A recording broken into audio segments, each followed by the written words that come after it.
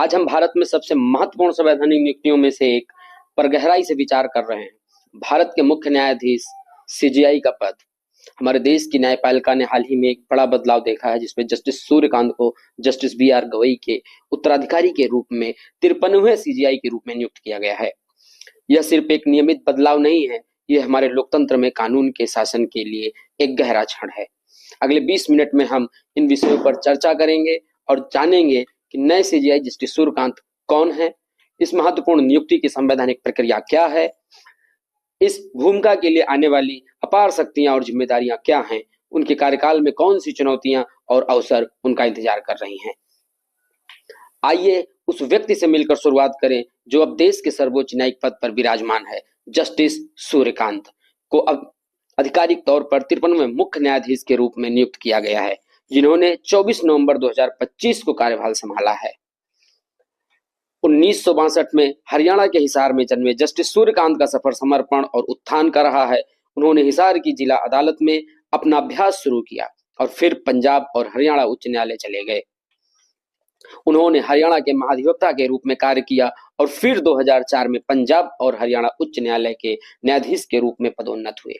महत्वपूर्ण बात यह है कि सर्वोच्च न्यायालय में पदोन्नत होने से पहले उन्होंने हिमाचल प्रदेश उच्च न्यायालय के मुख्य न्यायाधीश के रूप में 24 मई 2019 को सर्वोच्च न्यायालय में पदोन्नत किया गया। अपने पूरे समय के दौरान वे अपने संतुलित फैसलों और संवैधानिक मूल्यों पर जोर देने के लिए जाने जाते हैं। उनसे फरवरी 2027 में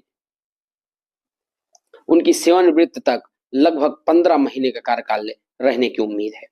उनके फैसले अक्सर सामाजिक न्याय और मौलिक अधिकारों की सुरक्षा के प्रति उनकी गहरी प्रतिबद्धता को दर्शाते हैं।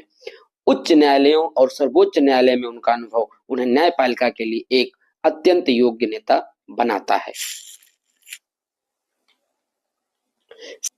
सीजेआई की नियुक्ति की प्रक्रिया परंपरा द्वारा शासित होती है, जो संवैधानिक प्रावधानों मुख्य रूप से अनुच्छेद 124(2) और ऐतिहासिक सर्वोच्च न्यायालय के फैसलों द्वारा आकार लेती है, जिसने कॉलेजियम प्रणाली की स्थापना की।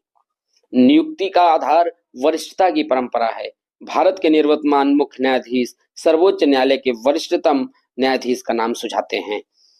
उन्हें इस पद को धारण करने के लिए योग्य माना जाता है। जस्टिस कांत का नाम निवर्तमान सीजेआई जस्टिस बी.आर. गवई द्वारा सुझाया गया था। केंद्रीय कानून और न्याय मंत्री यह सिफारिश प्राप्त करते हैं। मंत्री फिर इसे प्रधानमंत्री को भेजते हैं, जो भारत के राष्ट्रपति को सलाह देते हैं। राष्ट्रपति औपचारिक रूप से नियुक्त करने की प्राधिकारी हैं, जबकि राष्ट्रपति